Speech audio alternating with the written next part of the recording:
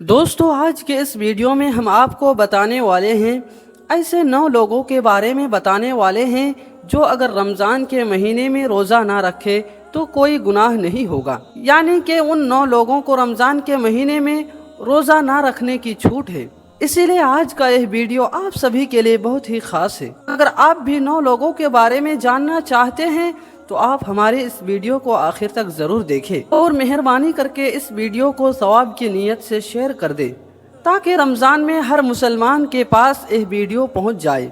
प्यारे दोस्तों, रमज़ान शरीफ मुसलमानों के लिए अल्लाह ताला का एक नायाब तोहफा है। अगर आप भी इस बात को मानते हैं तो आप इस वीडियो को लाइक करें। प्यारे दोस्तों, याद रखें कि हर मुसलमान मर्द और औरत जो बालिग हों, जो अपने होश व हवास में हो, उस पर रमज़ान के रोज़े फ़र्ज है। यानी कि उसके लिए रमज़ान के रोज़े, महीने के रोज़े रखना ज़रूरी है। और कोई उनकी फजीलत का इनकार करता है तो वह काफिर है और बिना वजह रोज़ा छोड़ने वाला गुनहगार भी है। लेकिन क्या आप जानते हो कि 9 लोग ऐसे हैं जिनको रमज़ान के महीने में रोज़े ना रखने की छूट है। यानी कि अगर यह 9 लोग रमज़ान के महीने में रोज़ा ना रखे तो उनका कोई गुनाह नहीं होगा। 9 लोग रमज़ान के महीने में रोज़ा छोड़ सकते हैं। नंबर 1, बीमार आदमी। प्यारे दोस्तों, सबसे पहला इंसान है बीमार आदमी। यानी कि ऐसा इंसान जो सख्त बीमार हो, ऐसे इंसान को रमज़ान के महीने में रोज़े ना रखने की छूट है। अगर ऐसा बीमार आदमी रोज़ा ना रखता है तो उसको कोई गुनाह नहीं होगा। अब यहाँ पर बात आती है कि ऐसी कौन सी बीमारी है जिसमें रोज़ा ना रखने की छूट है। तो हम आपको बता दें कि यहाँ उन बीमारियों की बात नहीं हो रही है जो नॉर्मल लोगों में होती है, जैसे कि किसी के घुटने में दर्द हो गया, सिर में दर्द हो गया, या फिर किसी को सर्दी जुकाम हो गया और उसने रोज़ा छोड़ दिया। ऐसा करना बिल्कुल जायज़ नहीं है। ऐसे लोगों को रोज़ा रखना बिल्कुल ज़रूरी है।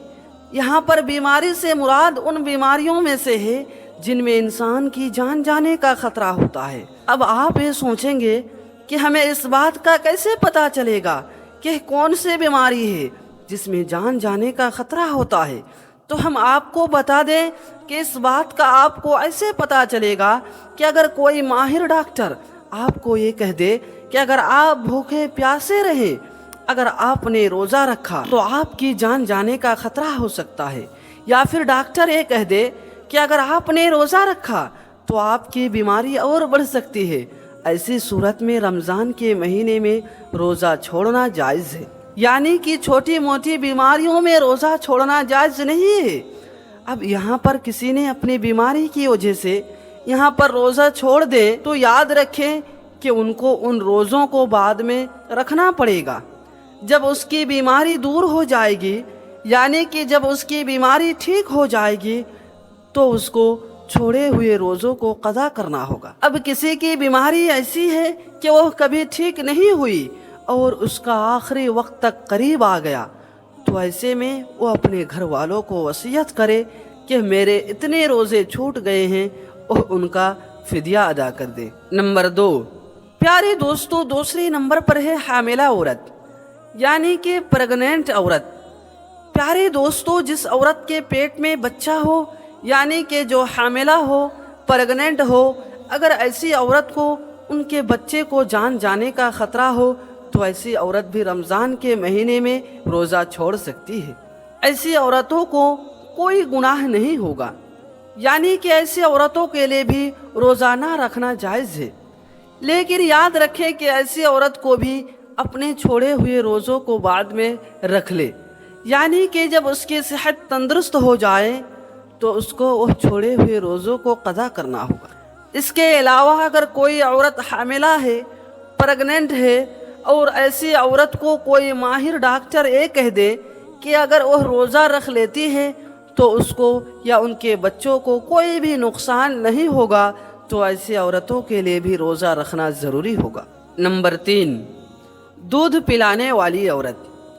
प्यारे दोस्तों, हम आपको बता दें कि दूध पिलाने वाली औरत पहले हुआ करती थी, तो यह किसी के बच्चे को पैसों के लिए अपने हाथ में ले जाती थी और 2 से 2.5 साल तक दूसरे के बच्चों को अपना दूध पिलाती थी।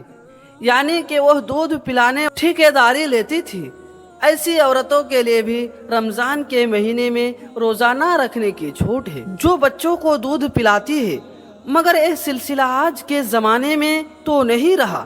اسی لیے اب جو ماں اپنے بچوں کو دودھ پلاتی ہے اور اس کو کوئی ماہر ڈاکٹر یہ کہہ دے کہ اس نے اگر روزہ رکھا تو اس کے بچوں کو کوئی نقصان ہوگا، تو ایسی عورت رمضان کے مہینے میں روزہ چھوڑ سکتی ہے اور اس کو ان کا کوئی گناہ نہیں ہوگا۔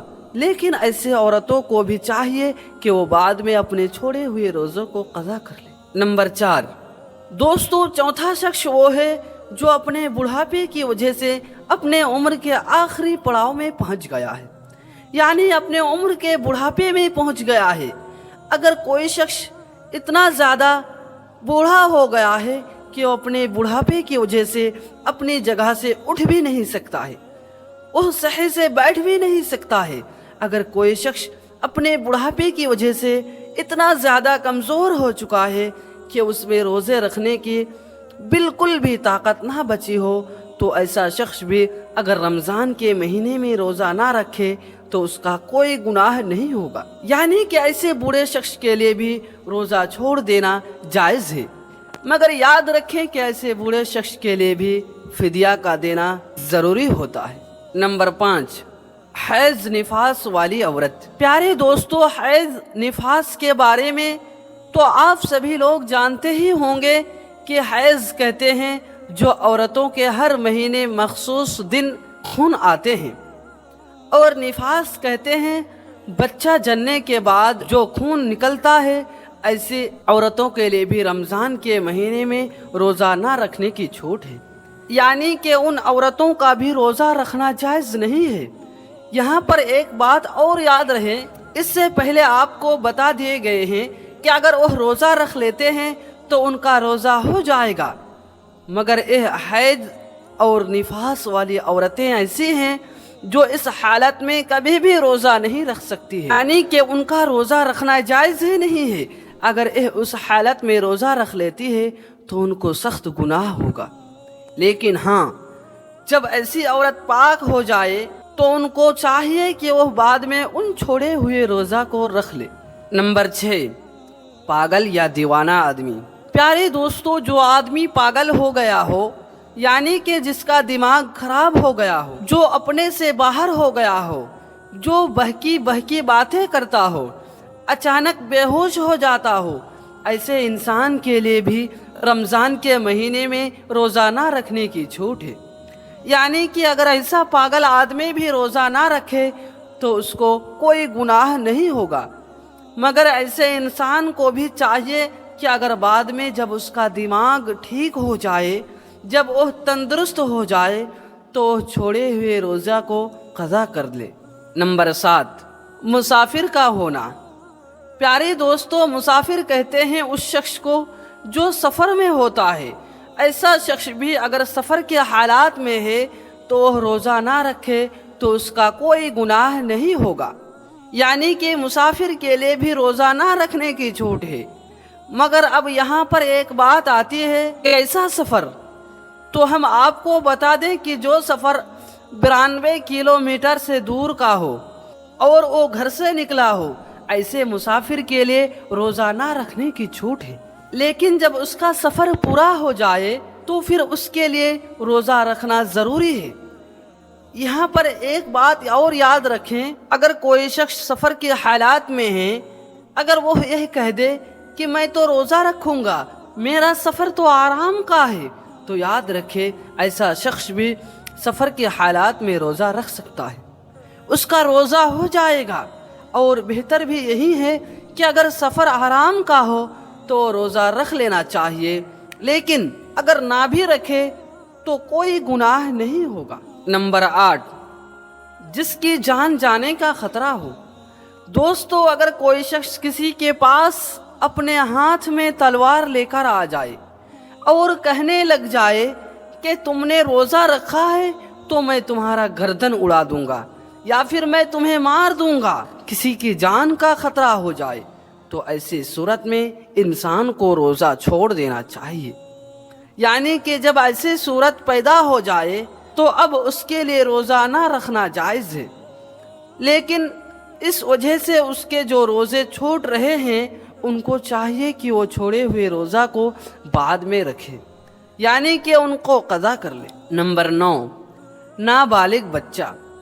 پیارے دوستو، جیسا کہ آپ سبھی کو معلوم ہے کہ روزہ ہر انسان پر فرض ہے جو بالغ ہو اور اپنے ہوش و حواس میں ہو۔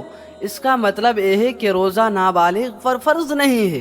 اگر کوئی نابالغ بچہ روزہ نہ رکھے تو اس کا کوئی گناہ نہیں ہوگا، یعنی کہ اس کو روزہ نہ رکھنے کی چھوٹ ہے۔ لیکن کوئی بچہ اپنے 10 سال کی عمر میں پہنچ جائے اور اس میں روزہ رکھنے کی طاقت آ جائے تو اس کو چاہیے کہ وہ روزہ رکھنا شروع کر دے۔ پیارے دوستو، ہم امید کرتے ہیں کہ آپ کو ہماری آج کی یہ ویڈیو پسند آئی ہوگی۔ اگر آپ کو یہ ویڈیو پسند آئی ہے تو آپ اس ویڈیو کو لائک کریں اور دوستوں اور رشتہ داروں میں شیئر ضرور کریں اور آپ ثواب کے مستحق بنیں۔